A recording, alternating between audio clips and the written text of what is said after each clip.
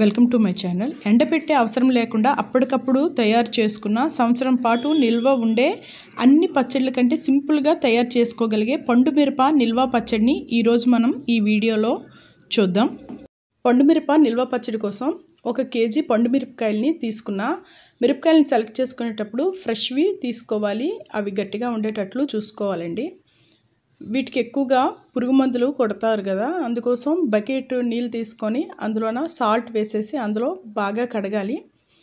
ఈ సాల్ట్ వాటర్లో కడిగిన తర్వాత ఇంకొక పాత్రలోకి ఫ్రెష్ వాటర్ని తీసుకొని కడిగేసి ఇవి పక్కన పెట్టుకోవాలి. ఈ కడిగిన మిరపకాయల్ని ఒక్కొక్కటిగా పొడి క్లాత్తో తుడిచి వేరొక ప్లేట్లోకి తీసుకోండి. మిరపకాయలకి తడి లేకుండా ఉండాలి. తడిగా ఉంటే మనకి పచ్చడి నిల్వ ఉండదు కదా. ఇలా తుడుచుకున్న మిరపకాయల్ని పక్కన పెట్టేసుకొని ఇప్పుడు 1 కేజీ పండు మిరపకాయలకి 1/2 కేజీ చింతపండు పడుతుంది.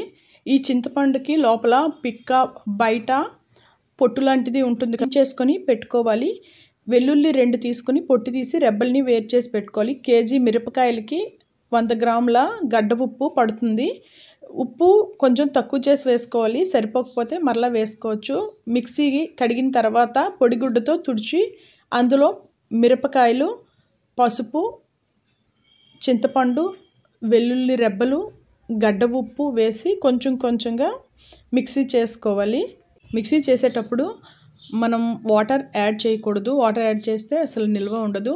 పండు మిర్చి కదా, ఇది ఉప్పు యాడ్ అయ్యేసరికి వాటర్ అవసరం లేకుండానే మెత్తగా చెమ్మగా తయారవుతుంది. ఇలా మిక్సీ చేసుకున్న ఈ పండు మిరప పచ్చడిని 1 రోజు పాటు మూత పెట్టేసి విడిచిపెట్టేయండి. ఇలా విడిచిపెట్టేయడం వల్ల ఇది బాగా ఊరుతుంది అనమాట, దానికి పులుపు అంతా బాగా పడుతుంది.